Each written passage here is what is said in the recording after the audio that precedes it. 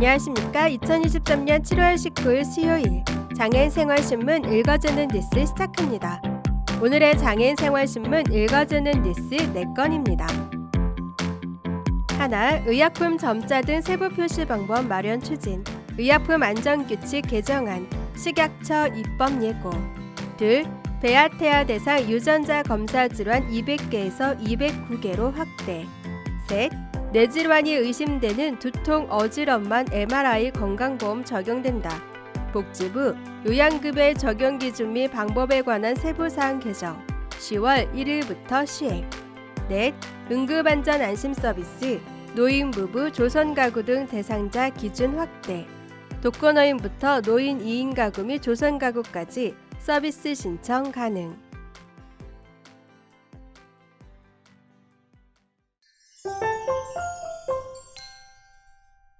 첫 번째 소식입니다. 의약품의 점자와 수어 영상 변환용 바코드 등을 표시하기 위한 구체적 방안이 마련됩니다. 식품의약품안전처 이하 식약처는 식의약 규제 혁신 2.0 과제를 차질 없이 추진하고 개정 약사법에서 위임한 사항을 규정하기 위한 의약품 등의 안전에 관한 규칙, 총리령, 의약품 안전규칙 개정안을 마련해 7월 12일 입법 예고하고 9월 11일까지 의견을 받는다고 밝혔습니다. 식의약 규제 혁신 2.0 관련 주요 개정 추진 사항은 의약품, 의약 외품의 용기 등의 점자, 음성, 수어, 영상 변환용 바코드 등 표시 방법, 기준 등 규정, GMP 적합 판정 변경 대상 체제의 개선 등입니다. 먼저 시각 청각 장애인을 위해 안전 상비 의약품과 식약처장이 정하는 의약품, 의약 외품에는 점자 등을 2024년 7월 21일부터 표시해야 함에 따라 용기, 포장, 첨부 문서에 점자와 음성, 수어, 영상 변환용 코드 등을 표시하는 세부적인 방법, 기준을 규정합니다. 의약품 용기, 포장의 경우 점자법을 원칙으로 점자 표시, 제품명을 점자 표시, 추가 가능, 바코드를 활용한 음성, 수어, 영상 변환용 코드 등을 제공해야 합니다. 세부적으로 살펴보면 의약품 첨부 문서에는 바코드를 활용한 음성, 수어, 영상 변환용 코드 제공, 바코드 테두리는 양각, 촉각 돌기로 표시해야 하며 의약 외품 용기 포장에는 이동통신 단말기 등을 통한 음성, 수어, 영상 변환용 코드 인식해 음성, 수어, 영상 제공, 제품명을 점자 표시, 추가 가능 등으로 표기해야 합니다.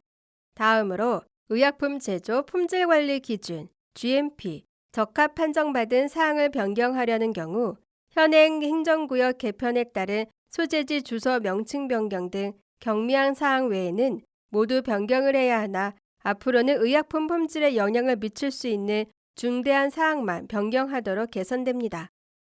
대체 치료 수단이 없는 중증, 희귀 환자의 치료를 위해 해외 임상시험용 의약품을 치료 목적으로 사용하려는 경우 전문의가 해외 임상시험 계획 승인을 입증할 수 있는 자료, 환자의 진료 기록, 환자 동의서 서식 등을 첨부해 식약처장에게 제출하도록 규정합니다. 위탁, 수탁 품목의 위반 사항에 대해 위탁자, 수탁자를 동시에 행정처분하는 경우 위탁자보다 수탁자의 처분이 더 무거웠으나 앞으로는 위탁자의 행정처분 기준을 현행 수탁자와 동일하게 규정해 위탁자의 책임을 강화할 방침입니다. 다음 소식입니다. 보건복지부 장관 조규홍. 보건복지부는 배아태아 대상으로 유전자 검사를 할 수 있는 질환을 기존 200개에서 209개로 늘렸다고 7월 13일 밝혔습니다. 보건복지부는 그간 유전질환이 있는 가게, 관련 전문가 등의 요청을 검토해 2009년부터 2022년까지 5회 고시 개정을 통해 배아 또는 태아 대상 유전자 검사 질환을 63개에서 200개로 확대해왔습니다. 이번 고시 일부 개정안에는 추가된 유전 질환은 뇌석회화를 동반한 RAJAB 간질성 폐질환, 치사설 다발성 익성편 증후군, 린츠 증후군, 에스코바 증후군, HLRCC 신장암, 초장세 아실코A, ACYL, COA, 탈수소 효소 결핍증, C 단백 결핍 질환. 다만 해당 분야 전문의의 판단에 따라 이환된 가족의 중증도를 고려한 선별적인 검사의 하남. 리씨 증후군. 다만 해당 분야 전문의의 판단에 따라 이환된 가족의 중증도를 고려한 선별적인 검사의 하남. 원뿔세포 이어양증. 다만 해당 분야 전문의의 판단에 따라 이환된 가족의 중증도를 고려한 선별적인 검사의 하남. 9개 질환입니다. 유전자 검사 가능 질환 선정은 발병 나이, 사망 시기, 중증도, 치료 가능성, 삶의 질 등을 다각도로 평가한 후 전문가 자문 및 배아, 유전자 전문위원회의 심의를 거쳐 이루어집니다. 이는 해당 사안의 윤리적 측면을 고려하면서도 유전 질환이 있는 가계에서 건강한 이세를 가질 수 있도록 하기 위함입니다. 보건복지부 성재경 생명윤리정책과장은 의학의 발전으로 희귀질환의 발견 속도가 빨라지고 있다라며 유전질환이 있는 가계의 고충을 해소할 수 있도록 관련 제도를 개선해 나가겠다고 밝혔습니다. 다음 소식입니다. 앞으로 단순한 두통과 어지러움 증상만으로는 MRI 촬영에 대한 건강보험 지원을 받을 수 없게 됩니다. 보건복지부는 17일 뇌혈관 MRI 급여 기준 강화 내용을 담은 요양급여의 적용 기준 및 방법에 관한 세부사항 고시를 개정한다고 밝혔습니다. 개정된 고시는 의료 현장의 준비 기간 등을 고려해 일정 유예기간을 거친 후 10월 1일부터 시행될 예정입니다. 이번 고시 개정은 2023년 2월 발표한 건강보험 지속가능성 재고 방안의 후속 조치로 추진됐습니다. 건강보험 보장성 강화 대책으로 MRI, 초음파 검사에 건강보험이 적용됨에 따라 MRI, 초음파 검사 이용이 급증한 바 있습니다.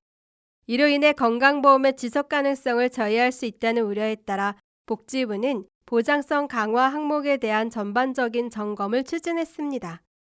개정된 고시 내용을 살펴보면 먼저 뇌질환과 무관한 두통, 어지러움에 MRI 검사가 남용되는 것을 방지하기 위해 뇌질환이 의심되는 두통, 어지러움에 대한 급여 기준을 구체화했습니다.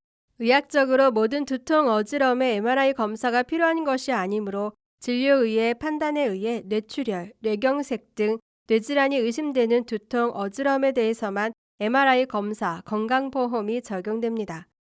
따라서 단순 편두통, 만선 두통 등 진료의가 의학적으로 MRI 검사 필요성이 낮다고 판단한 경우에 환자가 원해 MRI 검사를 시행한다면 건강보험이 적용되지 않습니다. 다만 기존의 뇌질환이 확진됐거나 신경학적 검사, 예를 들면 뇌신경검사, 사지운동기능검사 등에서 이상 소견이 있는 경우에는 기존과 같이 MRI 검사를 건강보험으로 보장합니다. 복지부는 이번 고시 개정을 통해 MRI 검사 필요성이 낮은 단순 두통, 어지러움에 대한 무분별한 MRI 검사 문화가 개선될 것으로 기대된다고 밝혔습니다. 다음 소식입니다. 보건복지부는 7월 17일부터 독거노인 장애인 응급안전 안심 서비스 사업의 대상자 기준을 확대해 돌봄이 필요한 노인 부부 등 노인 2인 가구 및 조성 가구의 서비스를 제공한다고 밝혔습니다. 이 서비스는 노인 및 장애인 가정 내 정보통신기술, ICT 기반의 장비, 화재 감지기, 활동량 감지기, 응급홀출기 등을 설치해 실시간 비대면으로 응급 상황을 119 및 응급관리요원에 알려 구급, 구조를 지원하는 사업입니다. 화재 시 119에 자동으로 신고하며 활동량을 감지해 쓰러짐 등이 의심되는 상황은 응급관리요원이 확인해 안부를 살피며 급박한 경우 노인 및 장애인 가정 내 설치된 응급호출기의 응급 버튼을 눌러 119에 신고가 가능하도록 서비스가 제공됩니다. 기존에는 노인의 경우 65세 이상의 홀로 지내시는 노인에게 서비스를 제공했으나 노인 부부 가구 중 건강상의 어려움을 겪는 가구, 고령의 부모를 노인인 자녀가 돌보는 2인 가구, 또는 손자녀와 노인이 함께 사는 가구 등에서 서비스 수요가 높았고 이번 대상자 기준 개정안에 포함됐습니다.